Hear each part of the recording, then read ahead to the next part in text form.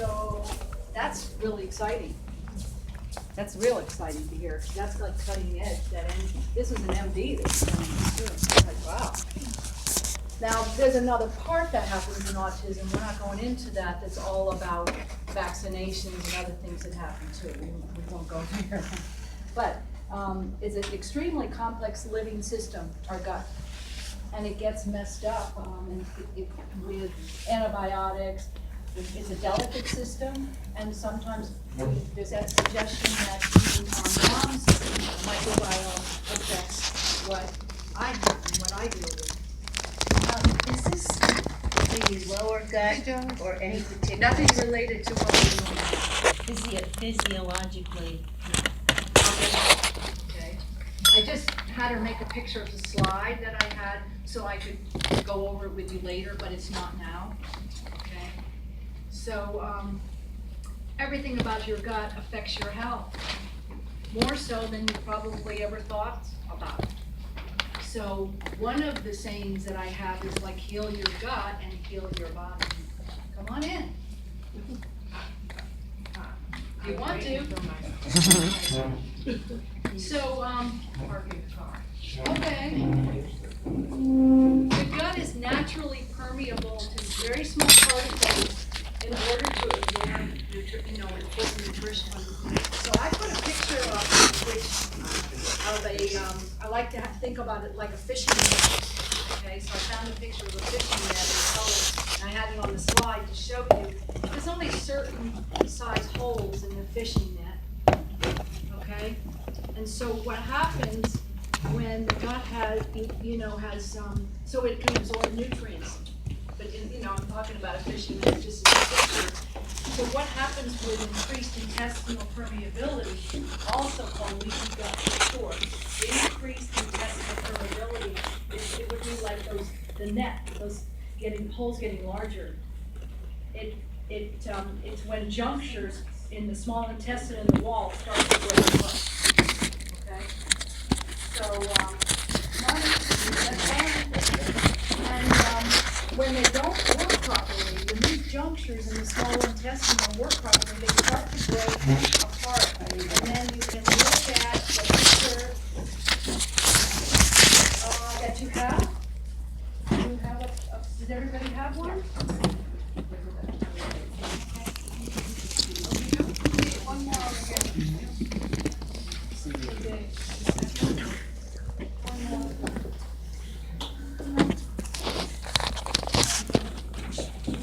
Sorry, we don't have all the new buildings. So you see the junctions on the left, the junctions there, okay? And then this is another way to look at it. When you look to the right, do you see where the junctions are breaking apart? I'll take one. You see where they're starting to break apart? When that happens, it starts to allow food particles, gluten, antibodies, toxins, just from the gut into the bloodstream, circulating through the Moringa? bloodstream. Moringa. So what do you think that is? ADD. Yeah,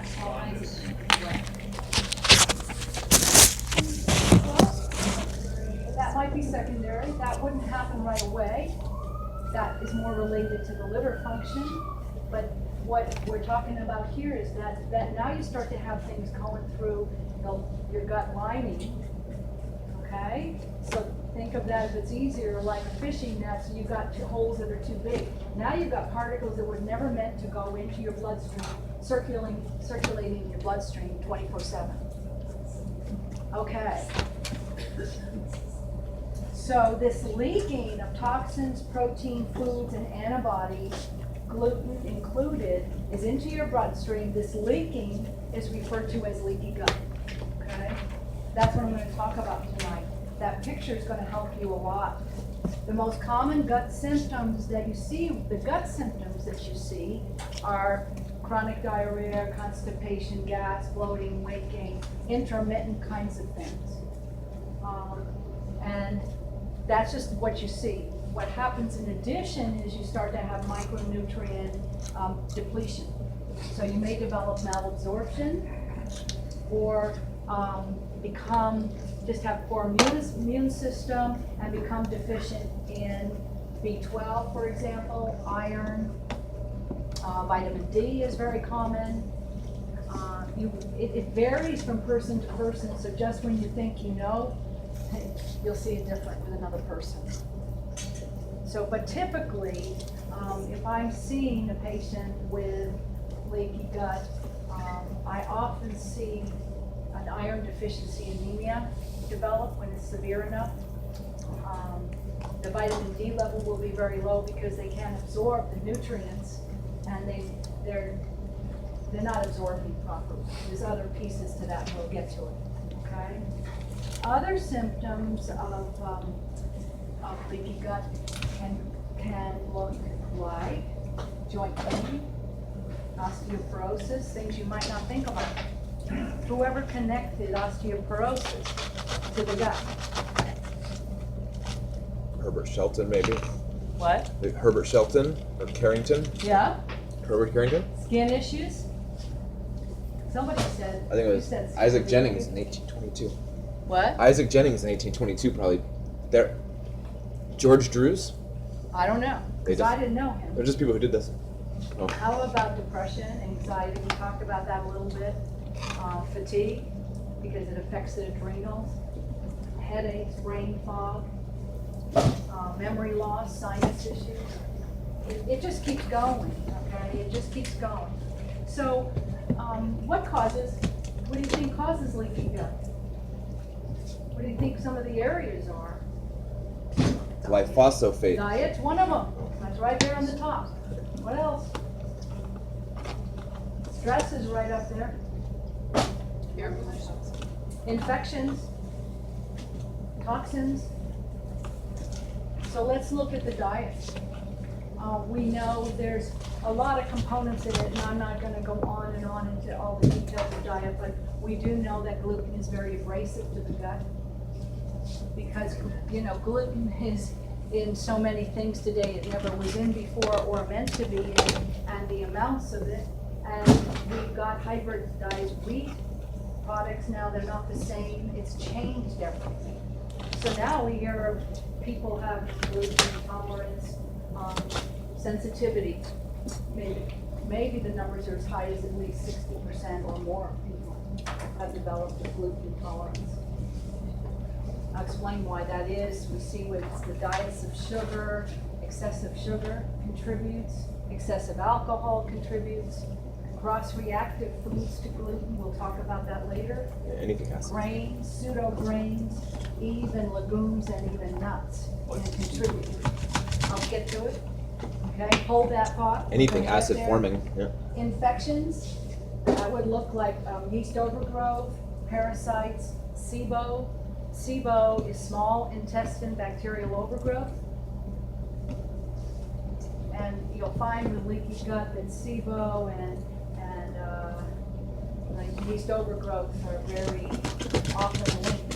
One person will have the SIBO and have a really, bad bacterial infection. It helps to cause the leaky gut too. It contributes. They like feed off of each other once the whole gut is out of balance. Does that make sense? Parasites do. And then if we go to toxins, we start to look at things like medications. We look at like non-steroidal anti-inflammatory, or NSAIDs, as we call them medically. We just say things for short, We don't like to say it, we look for the shortest way. So we say NSAIDs. That would look like Motrin, your Aleve, your Advil.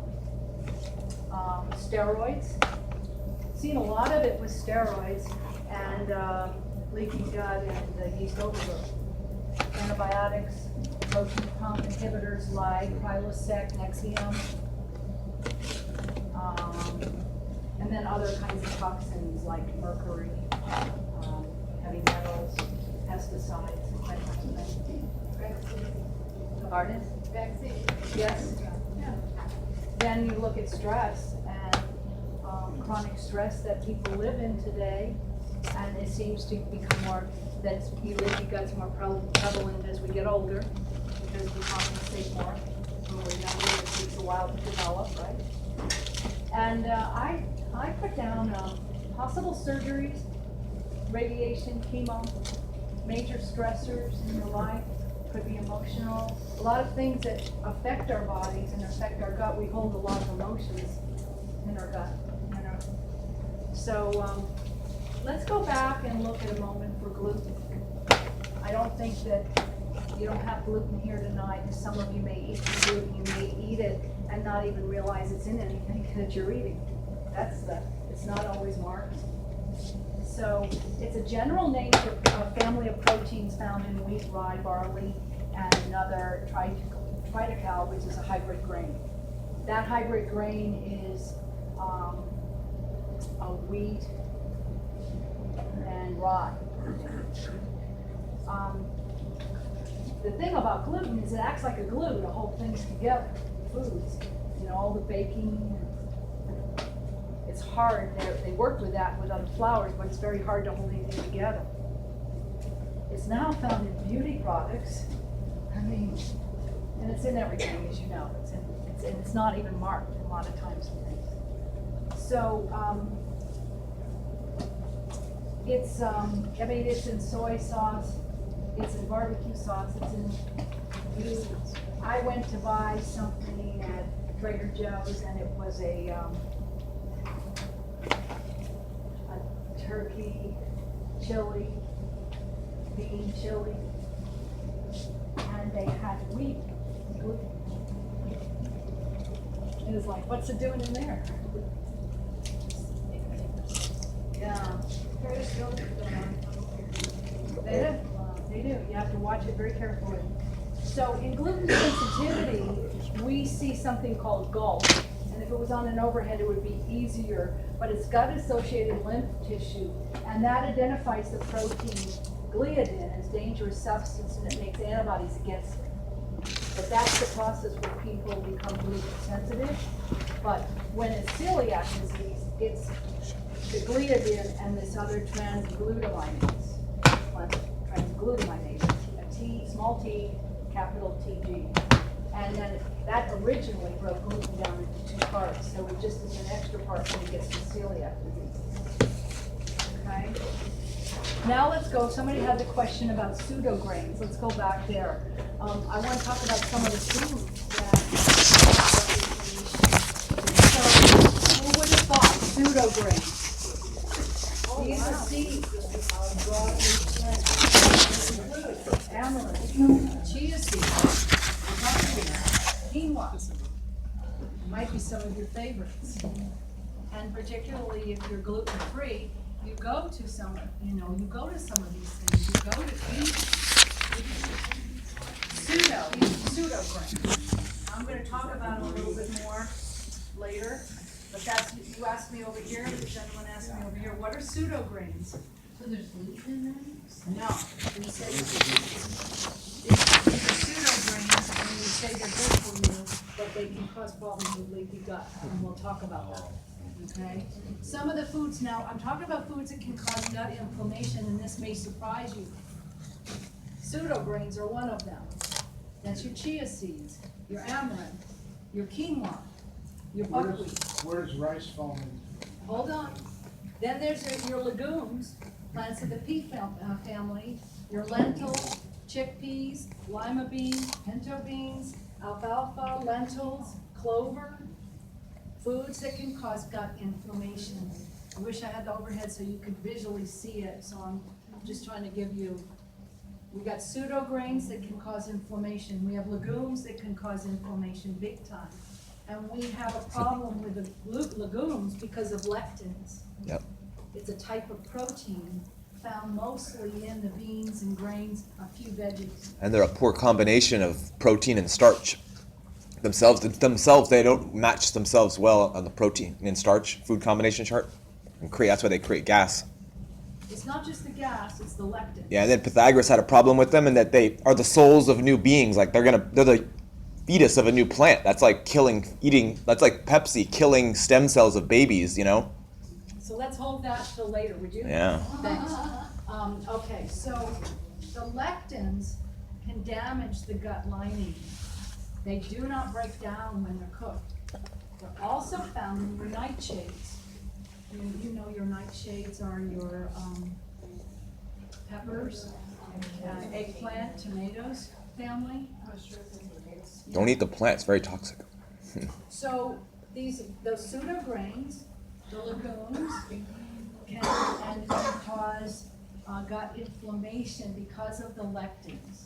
Now there's a bunch of these things: lectins, prolamins, glutenins, and it goes on and on. I only picked like 3 or 4 to even bring it up, because typically, if you're not doing gluten, or if you're a vegetarian or you're a vegan, you're eating these things. And you're eating a lot of them. So I just thought I'd share a little bit about it. It doesn't mean that you can't. What has to happen in it is they need to be soaked. Okay, they need to be soaked, sprouted, and things to make it, if you're having a problem with them. If you're having a problem. Okay? Additional foods that cause inflammation, another word, agglutinin. It's a natural insecticide, but it's now being genetically modified grains, that become harmful when it comes to the agglutinins. It's engineered to produce more natural insecticides than what it already did, okay? That's the danger of the GMO. Prolamins. These are necessary proteins for seed growth. They're not easily digested. No surprise to you, gluten is a prolamin, okay? It contributes to cross-reactivity with gluten. We're gonna talk about that next. The problem, okay, so you asked about rice. The problem with some of the grains is that they contain a prolamin similar in structure to glutens. So when you're having a problem in the gut, and if you're starting a leaky gut process, okay, and you're already having problems with the gluten, the body, and you're producing antibodies, the body mistakes these other Punishment diet. rice, corn, it mistakes other things, pseudo grains, and it starts to produce antibodies against them too. Yeah. Yeah, anything that requires heating to destroy the toxins within it creates new toxins from, like they're called inorganic mineral salts, and they be called, when the organic molecule elements of potassium, sodium, magnesium, phosphorus, they get heated. Anything, I have a whole book from 1900 from George Druce. It's called Unfired Food, and any of these molecules and elements, when heated, become dangerous to our system. Whereas when they're unheated, we can store them and build with new cells. Thank you for sharing that. Okay, so let's go on. I'm going to do one more. I talked about pseudograins, lectins, agglutinins, prolamins, and phytic acid. And there's a bunch more. You could start looking this stuff up and you go, oh my gosh, how did this all happen? Yeah. How do you eat? And what's left? Well, they're acid. Those things are acid forming. There's a whole chart. You say what's acid forming and what's alkaline forming. Things that are alkaline forming are living. Like Ann Wigmore taught my mom. It's all about living. As long as it's living, as soon as you've killed something, it's no longer Okay, so biophotons. this phytic acid is a storage form of phosphorus found in the bran, the hull of grains, nuts, seeds, and we can't digest the phytic acid. Okay, nuts can be higher in phytic acid than grains, and it has the potential to decrease the iron absorption more than wheat. The phytic acid binds to minerals in foods we're eating, and it keeps us from absorbing Anti-nutrients. these nutrients, like iron, like zinc, Yeah, etc. those are the anti-nutrients. Interferes with digestive enzymes that we need to digest our foods. Typically, people are getting probably 630 to maybe 800 milligrams of phytic acid a day. It's recommended that it needs to be limited to more like 100 to 400 milligrams a day. It's not that you can't have some, it's the amount of it. Okay, so I'm bringing this up so that you understand that there's a lot of foods that can inflame the gut. And we'll go into this more. There's ways to test for it's challenging when you see someone with leaky gut or SIBO or some combination and, the yeast overgrowth. When you see them far down the road, you have to go, you're going back to try to repair the damage that's happened. Of 24/7 inflammation and particles, remember, they're going through the netting like a fish net, but the holes are too big now, and so it's escaping into your bloodstream directly. Then the person starts to have more and more symptoms, go to more and more doctors, but no, and then they, eventually, if it stays long enough, they end up with a label and a diagnosis, and still, if nobody's getting to the leaky gut, this whole process, do you understand what's going on 24/7?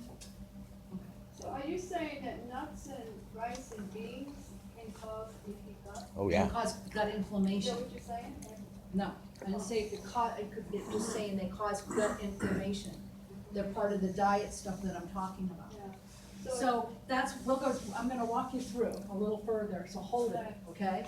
So now I'm gonna go back and I said cross-reactive foods, foods that cross-react with gluten and cause inflammation. I got a long list of them. You can't see it up here, but amaranth, buckwheat, chocolate, coffee, corn. Some of these you know, dairy products.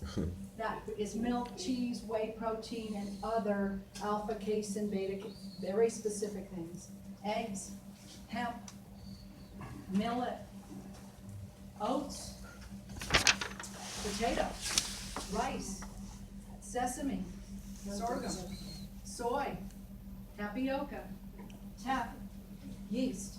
That's the grouping. I think there's 19 or 20 there, and Polish wheat.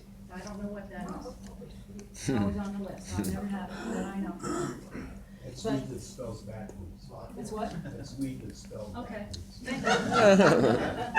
That's as good an answer as I can. So now look at that. Look at what I'm sharing with you. All those foods are the biggest reactors that we know today that cross-react with gluten and cause inflammation. Now, right there, it takes some of my favorite foods. Potato, rice. Now, I can live without some of the potato, but not the rice. A little chocolate, you know? I got carob. All rice. Carob's a Oh, tough. yeah. Well, you're talking about chocolate, you're talking about cacao? Yeah. I'm talking about chocolate, I got a video about chocolate. real chocolate. That's toxic. That's toxic to living. Yeah, I'll get there. The theobromine and toxic, like insects and. You know, corn chips, you know, I mean, I What? can't have my gluten, so, you know, I want Salt some is- corn chips or rice No way. or something. You want your sodium from fresh sodium. You want your sodium from not sodium chloride. About the nuts, because this group knows that we soak and sprout our nuts so that they're in a different format. Does that kill that product? It doesn't kill it, but I spoke to you about it and said that sprouting and soaking is gonna help the issue with the phytic acid and lower. It create a mold issue though. Lower. But not Risk It's of not gonna mold. eliminate it. How about stands fermenting? Yeah. Well, that's a different thing, that's a great thing. No way. There's no such thing as good, but But I just wanted to fermentation share with halts you, the digestion and process. particularly as a vegan and vegetarian group, because sometimes we think things, well, this is good and this isn't. it's acid forming. And so. It's not good- you there's know, no good or bad. sprouting things and soaking is gonna help you to digest it. But if you're having an issue. in Otherwise the you gut, couldn't. Yeah.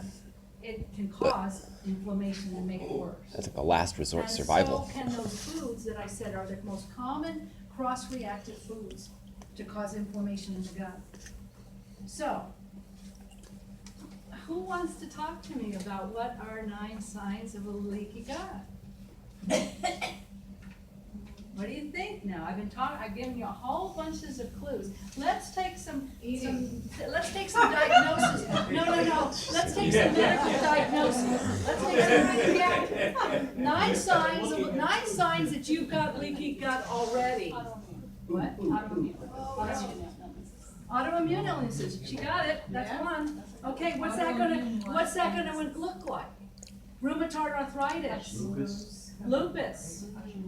Hashimoto's, hypothyroid, psoriasis. Oh, that's under skin, sorry, CFIDs, chronic fatigue syndrome, fibromyalgia, and more. We have, those are not all the autoimmune, but that's a number of them. What about their And blood pressure? Is it what high that or low? means is, you probably had leaky gut for quite a while to get the diagnosis, okay? So you had the inflammation going on, and the picture shows you had the stuff leaking into your bloodstream 24/7. This is all going on, and why is it? We don't know. Why does one person get lupus? The other person gets rheumatoid arthritis. That has probably something to do with our DNA, genes, etc. Okay, so we got 1 out of 9. So I'd say pale face and extreme fatigue. No, we're just going with diagnoses now. Okay, extreme fatigue. No, no, you already have that as a symptom, but this is a sign that you got a leaky gut. Yeah, but what are the symptoms? I went, That's the question. I went through a lot of stuff already. Yeah, but- I'm gonna go do some more, but let's just stay here for a minute, because I talked about it through, the skin. Look at your, Alzheimer's. How about diarrhea and not, and infrequent bowel movements? Okay, so you don't have, what's the picture? You don't have the one, okay, so this'll help you. Okay, so here's where we start. The inflammation, you start to get inflammation in the gut lining, okay? That gut lining is still intact, but now it's inflamed. And then you start to have some nutrient malabsorption issues. Yeah, because it's like clogged, right? It's like all the tissues are blocked up and inflamed, So yeah, you might have swelled some up. problems with magnesium, B12, iron, probably not getting picked up. You might start to have an immune response. A lot of extra white blood cells. Yeah, Pus, could, yeah. it might, it's probably gonna be undercover right now, won't show, not yet. Okay, now you'll start to have some stomach issues like bloating, a little bit of diarrhea here and there. Wow, that's kind of strange, had some diarrhea, it's gone. Oh, I've got some constipation, you know, things like that, some gut issues. That you might start to see multiple food intolerances. Who's got that in the room? You don't have to put your hand down. Multiple food intolerances. Now, I add another area here. You would start to see things like sinus, frequent colds, frequent flu, food sensitivities. Another person might start to have some depression, anxiety, ADD. Did you ever think of that with your gut? Skin. How about rosacea, psoriasis? Okay? So now you've got the process going on, and somebody starts to have weird skin things. They get rashes, they develop rosacea they never had before, and they go, I never had that before. They have psoriasis. They just go to doctors and get treated for the psoriasis, right? Some people start to have some thyroid symptoms of the fatigue, weight gain. Fatigue can also be coming from adrenal. So another person has more joint activity. They start to have joint pain, headaches, odd kinds of things. This goes around and around in a circle. You saw my picture, it goes around, and eventually, as it continues long enough, you actually get the diagnosis that we're talking about now. So one person gets an autoimmune disease, and it'll be rheumatoid arthritis. Another person has fibromyalgia. Another person has lupus. Okay, now I mentioned a bunch of clues here. So a second sign that you got a leaky gut going is seasonal allergies or asthma. Okay? Now we got 9 of these. Now I've talked about some of them. So one of them would be your food allergies and food intolerances. Another would be your mood and mind issues. Another is hormonal imbalances, including PMS. Does this make sense? I don't have to worry about that. I think I got Now, that doesn't mean y'all have something, y'all have something. But these are signs, and by the time I often see someone and I'm reviewing things and I'm like, have talked to the person on the phone, but I haven't seen them, and I start suspecting. And many times they come in and they already have an autoimmune disease. I will say so far, I have never tested and not had them have leaky gut. And usually it's been going on for years and just unraveling the whole system. And they're eating good food. No hormones, you know. I mean, they're eating the best food, all organic. They're spending a fortune on supplements and food. But the only thing that's food, they're probably eating a lot of non-food, you know. Human food, as frugivores, we're hominids. All hominids are frugivorous creatures. Our gut, colon size, and They're length. eating good food. Okay, I'm not gonna go into that, because that's not what I'm here to do tonight. But, I wanna give you an idea of the kinds of things to think about with leaky gut that you might not have thought about before. You might not have connected it to the skin, or to the mind, or the food intolerances that you have, or the autoimmune disease, or the suggestion, or maybe some people are heading towards that place. You know, what you'd like to do is stop it and get a wholesome early that with an intervention, but until we had ways to diagnose this and to identify some of the things, we couldn't do it. We couldn't do it. So, it's just, all the research now is phenomenal. Is that a test, did you say? Yeah, we'll get there. Okay, we're gonna get there. You got great questions. You just got one I step got a ahead great of me. mind. So, in the progression, if you look at your arrow at the top, you'll see, this is about autoimmune diseases. No inflammation, you start to have symptoms, just a little bit, a couple of times a month, then you start to have them a little bit more. You see the progression there to the diagnosis of autoimmune disease. That's specific, but you could also change that and say that's the progression to the rosacea, or to the depression, or to fibromyalgia, or chronic fatigue syndrome, or lupus, okay? So, you can look at your picture below there, and it shows you how you have toxins and gluten and microorganisms coming and getting right into the bloodstream, okay? It's a good picture. And that's the picture where that's the leaky faucet, you know? That's the place where the junctions are broken down. And so, until, you know, we've had a couple of tests that they did for leaky gut, but they had either one had false negatives, another had false positives. It wasn't that great, but I will jump ahead for you that Cyrex is a laboratory I use, and their lab is actually here, but their headquarters is in California. And as far as I'm concerned, they have the top test. They test for antibodies. And they have a lot of tests. They do the leaky gut test. Now they just released the SIBO test, which is incredible to be able to get the diagnosis on that, because it just wasn't really proven before. Just the small bacteria. So you get that mixture. You know, we knew about the chronic yeast, but we were missing the SIBO part. And we'll probably find out more and more. But there's hope for people to recover from this, and so like people that live on antidepressants all their life, you know, nobody's made the gut-brain connection where something could happen and they wouldn't have to live on the medications. Does that make sense to you? Okay. Are you ready to talk about how do you heal the gut? Somebody asked me that. Could we do something about that? Rest. Oh my gosh, I call it the 4 R's to heal the gut. Rest. Remove the bad, replace the good, repair, and rebalance. Add 5, make it rest. Well, I got that, but I keep it simple with these because, you know, there's always a place you gotta rest. I agree. Oh yeah, that's how we heal. Remove the bad, replace the good, repair, and rebalance.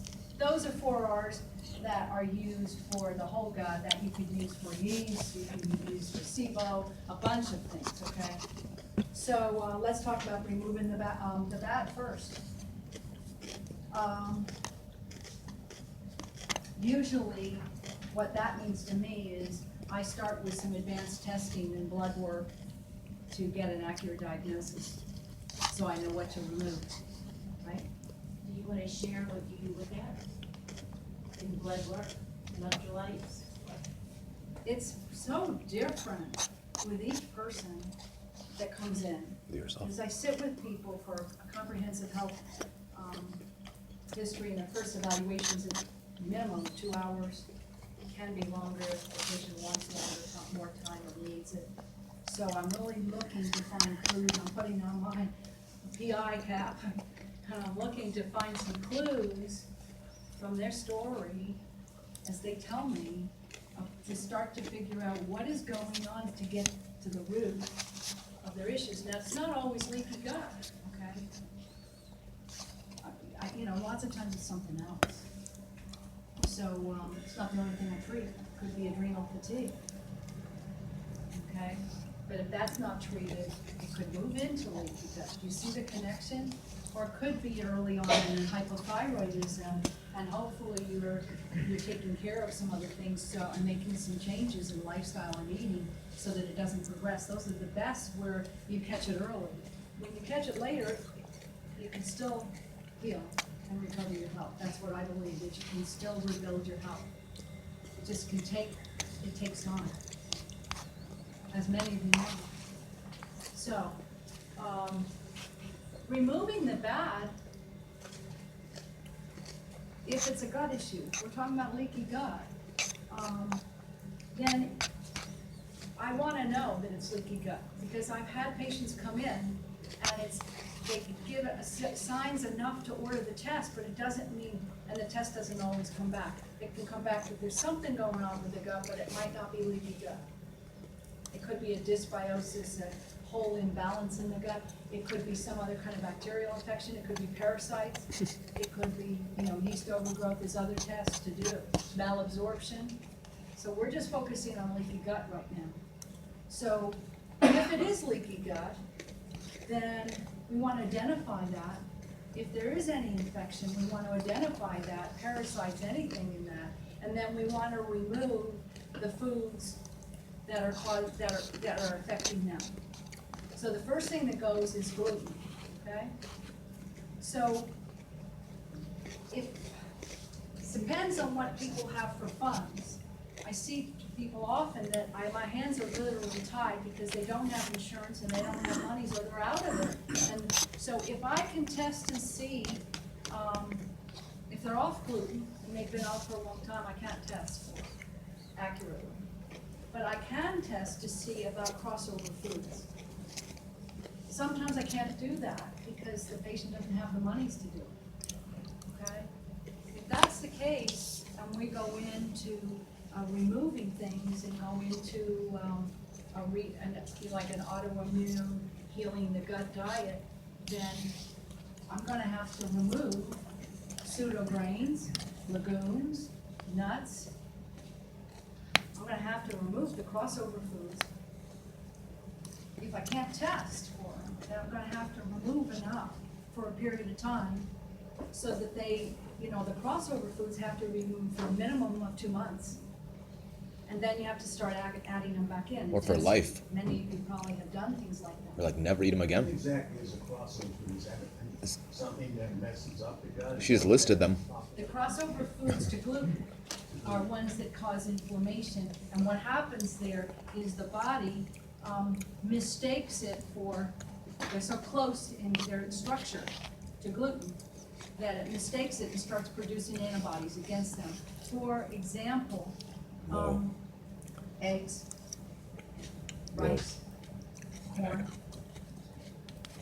I listed probably about 20 of them, and we don't have the overhead so you can see What about that. those eggs, those omega things? Doesn't matter. No. Eggs are bad. It's not that they're bad for you. It's no bad. But if if you've got a leaky gut, then you gotta get off gluten, and you gotta get off gluten, the crossover foods to gluten. Anything that's gonna create the autoimmune reaction from the body is gonna create that Correct. similar reaction. So you don't. So that's anything So cooked this foods is 3 like, times you blood go, cell wise. "Whoa, I have a couple of patients doing this right now." I start off with a phase like 2-week phase of reducing some things where they're still allowed, and they start to get off some of Sounds them. like and McDougal. get 2 McDougal's always weeks to cheating. Start to get there to the heavy stuff that's coming, right? Because it just takes a bit.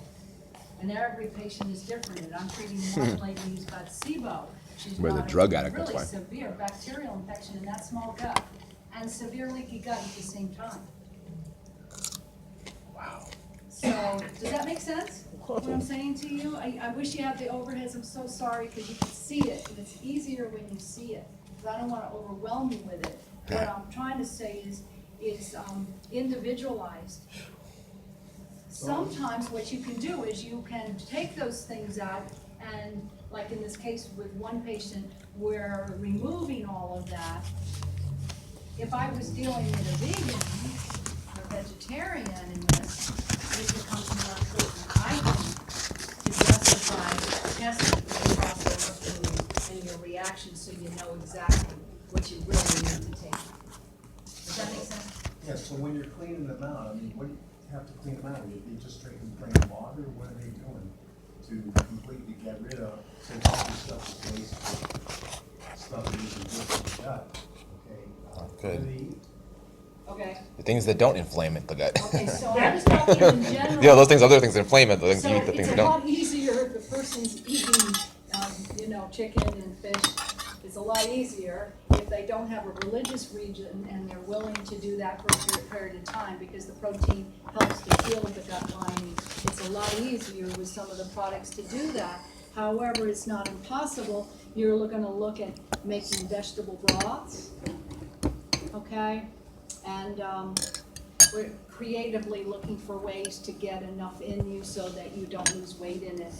Where I think it becomes really critical for a vegan or vegetarian that doesn't, maybe has eggs and, dairy or something, but is, maybe not doing fish or chicken or anything. The testing becomes really important, because if certain crossover foods are not an issue for you, then you don't have to remove them, do you? I would still.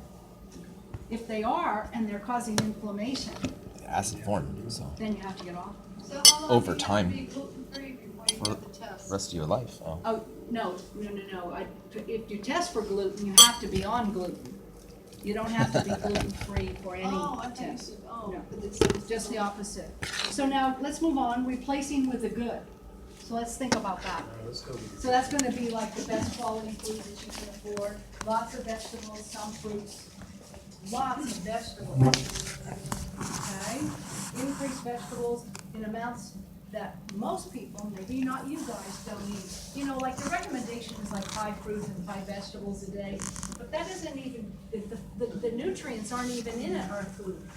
It's not in the soil. I would say that it's not possible to get everything you need in the soil from the foods today, because it's not in them. Because the soil is so depleted. They're actually saying that maybe you need to get 7 to 9 vegetables a day. I mean, hello, who does that? 7 to 9, not unless you're drinking them. I say Maybe 20. Some people do, I'm like, but I'm talking about most people don't. I'm more about 20 or 30. Okay, that's Yeah, fantastic. I know. Because you need, otherwise you can't get enough calories. Yeah, but servings. No, this is servings, not sprinkles, it's not sprinkles. So it's a lot more vegetables, okay? And then for. Maybe 50. I don't know. I had a lot of oranges today. Protein to heal the gut. Mm. You've lost nutrients, so you're nutrient deficient. You, in order to repair the gut, you need L-glutamine, okay?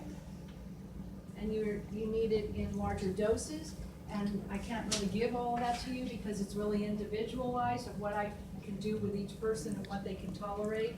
I like to use gluten with aloe and deglycerized licorice Uh-oh.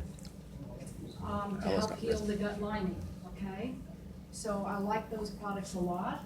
I like collagen hydrolysate by Great Lakes. I like that product a lot because of the nutrients in it, how it helps to heal the gut and the body.